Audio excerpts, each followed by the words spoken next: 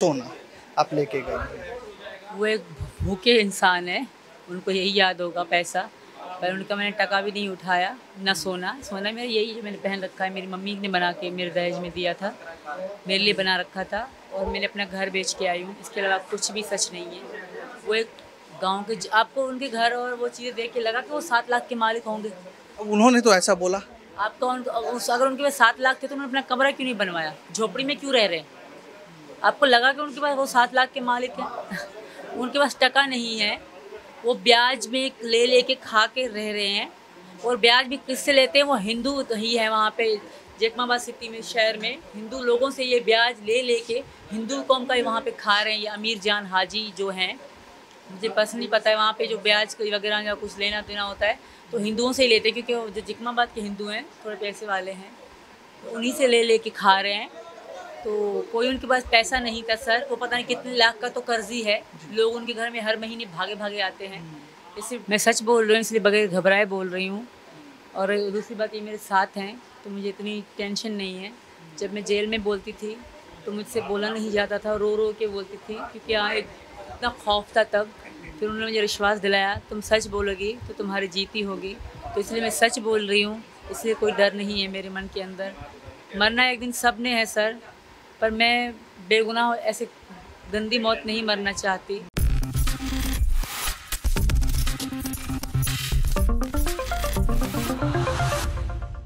नमस्कार दर्शकों, बहुत बहुत स्वागत है आपका नेक्स्ट 9 न्यूज में। मैं हूं आपके साथ प्रज्ञा सिंह।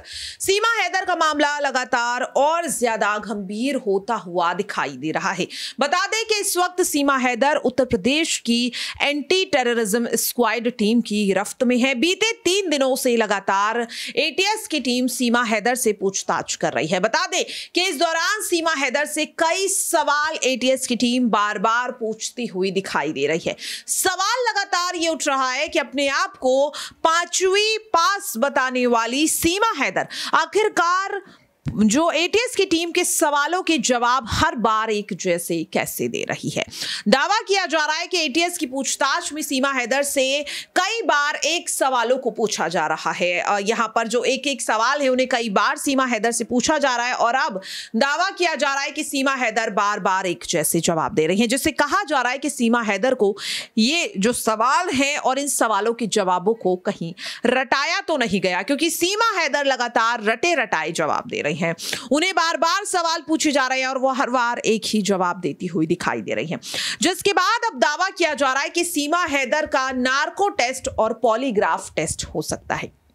दरअसल आपको बता दें कि पॉलीग्राफ टेस्ट में ये पता लगाया जाएगा कि अगर सीमा हैदर झूठ बोल रही हैं और इस दौरान अगर उनकी पल्स में या फिर पल्स रेट या फिर हार्ट बीट में किसी भी तरह का कोई कह सकते हैं कि बदलाव देखने को मिलता है, ज्यादा तेज हो जाती है या ज्यादा धीमी हो जाती है, तो ऐसे में सीमा हैदर का झूठ पकड़ा जाएगा।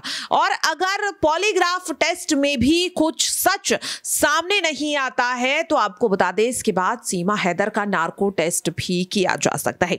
नार्को टेस्ट यानी कि आधी बेहोशी में ये सारे सवाल सीमा हैदर से एक बार फिर से पूछे जाएंगे और आधी बेहोशी में सीमा हैदर ना चाहते हुए भी अपना सच कबूल सकती है। दरअसल आपको बता दें कि सीमा हैदर के एक बड़े झूठ का भी पर्दाफाश हो चुका है। दरअसल सीमा हैदर ने कहा था कि उनका ना तो पाकिस्तानी आर्मी से कोई लिंक है और ना ही वहां की जो एजेंसीज हैं उनसे कोई लिंकअप है, यानी कि जो वहां पर अगर बात करें जो तमाम एजेंसियां होती हैं उनसे भी कोई लिंक नहीं है। लेकिन अब सीमा हैदर के इस झूठ का पर्दाफाश हो गया। दरअसल इस झूठ का पर्दाफाश खुद सीमा हैदर के पहले पति गुलाम हैदर ने किया। आपको बता दें गुलाम हैदर ने साफ तौर पर बताया कि सीमा हैदर का जो भाई है वो पाकिस्तानी आर्मी में है। उसकी तस्वीर को वायरल करते हुए ये भी गुलाम हैदर ने बताया कि सीमा के भाई का नाम आसिफ है और वो पाकिस्तानी आर्मी में पोस्ट पोस्टेड था। हालांकि उसने फिलहाल अपनी नौकरी को छोड़ दिया है। दावा किया जा रहा है कि सीमा हैदर अपने भाई के साथ संपर्क में थी। गुलाम हैदर से भी सीमा ने अपने भाई की बातचीत कराई। यह भी कहा जा रहा है कि सीमा हैदर के चाचा भी पाकिस्तानी आर्मी में एक बड़े पद पर हैं। ऐसे में ये जो तमाम खुलासे हो रहे हैं, ये कहीं ना कहीं हमारे देश के लिए एक बड़ा खतरा हो सकते हैं। और इसी बीच जिस तरह से सीमा हैदर लगातार रटे रटाए जवाब दे रही हैं, वो भी कहीं ना कहीं अब सरकार की टेंशन बढ़ाने का काम कर रहे हैं। और अब एक बार फिर से यहां पर राष्ट्रीय सुरक्षा सलाहकार अजीत डोभाल, देश के प्रधानमंत्री नरेंद्र मोदी, रक्षा मंत्री राजनाथ सिंह और उत्तर प्रदेश के मुख्यमंत्री योगी आदित्यनाथ, इन तमाम बड़े नामों पर हर किसी की निगाहें टिकी हुई हैं कि सीमा हैदर मामले को लेकर अब क्या फैसला आलाकमान लेते हुए नजर आएंगे। लेकिन सवाल लगातार ये उठ रहा है कि जो खुलासे यहां पर सीमा हैदर को लेकर होते हुए दिखाई दे रहे हैं, इसके बाद अब एटीएस का आखिरकार अगला कदम क्या होगा, अब आपको वो भी बता देते हैं। दरअसल आपको बता दें कि पाकिस्तानी नागरिक सीमा हैदर पर यूपी एटीएस का शक लगातार बढ़ता जा रहा है। एटीएस सीमा हैदर से लगातार कई सवालों के जवाब तलाश रही है। इसको लेकर सीमा और सचिन से पूछताछ की गई। दरअसल सीमा हैदर पाकिस्तान के सिंध इलाके में रहती हैं। वहां से वो कराची के यूएई शहर जा गई, वहां से नेपाल आई और फिर भारत में अवैध रूप से एंट्री कर ली। इसी बीच आपको बता दें कि अब यह दावा किया जा रहा है कि सीमा हैदर से एटीएस की टीम ने लगभग 8 घंटे बीते सोमवार को पूछताछ की और 9.5 घंटे मंगलवार को पूछताछ की।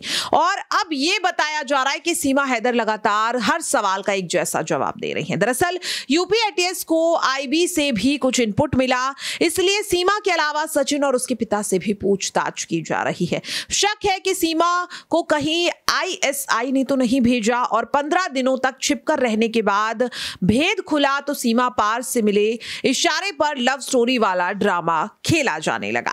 आपको बता दें कि यहां पर लगातार जिस तरीके से तमाम खुलासे होते हुए दिखाई दे रहे हैं, वो कहीं ना कहीं हमारे देश के लिए अब लगातार खतरा बढ़ता हुआ दिखाई दे रहा है। ऐसे में दर्शकों, अब यह देखना काफी ज्यादा दिलचस्प होगा कि क्या सच का पता लगाने के लिए एटीएस की टीम अब सीमा हैदर का पॉलीग्राफ टेस्ट और नार्को टेस्ट कर सकती है। आपकी क्या राय है इस पूरे मुद्दे को लेकर कमेंट बॉक्स में जरूर शेयर करें और बाकी ऐसी खबरों के लिए आप सभी देखते रहिए नेक्स्ट 9 न्यूज। सोना आप लेके गए, वो एक भूखे इंसान है, उनको यही याद होगा पैसा, पर उनका मैंने टका भी नहीं उठाया, ना सोना। सोना मेरा यही जो मैंने पहन रखा है, मेरी मम्मी ने बना के मेरे दहेज में दिया था, मेरे लिए बना रखा था और मैंने अपना घर बेच के आई हूँ। इसके अलावा कुछ भी सच नहीं है। वो एक गांव के, आपको उनके घर और वो चीज़ें देख के लगा कि वो 7 लाख के मालिक होंगे। उन्होंने तो ऐसा बोला।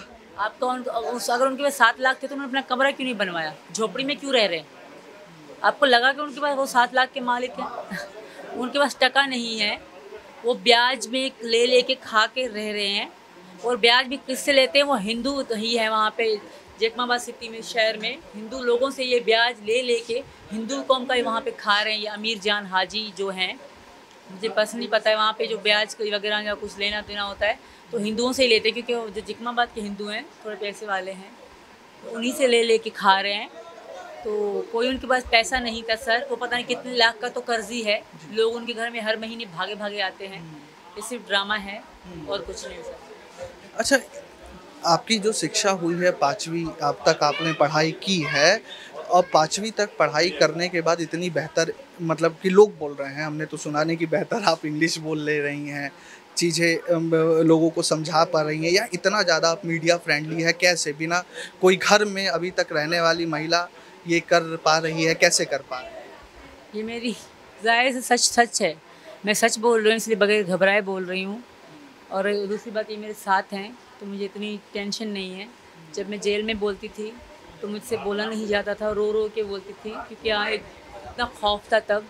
फिर उन्होंने मुझे विश्वास दिलाया, तुम सच बोलोगी तो तुम्हारी जीती होगी। तो इसलिए मैं सच बोल रही हूँ, इसलिए कोई डर नहीं है मेरे मन के अंदर। मरना एक दिन सब ने है सर, पर मैं बेगुनाह ऐसे गंदी मौत नहीं मरना चाहती।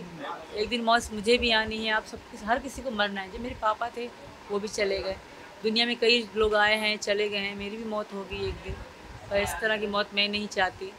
मैं यहाँ अगर मौत आती भी है, मैं यहाँ मरना चाहूँगी, पाकिस्तान जाना नहीं चाहती। और मैं सच ही बोल रही हूँ, इसलिए मुझे कोई डर नहीं है।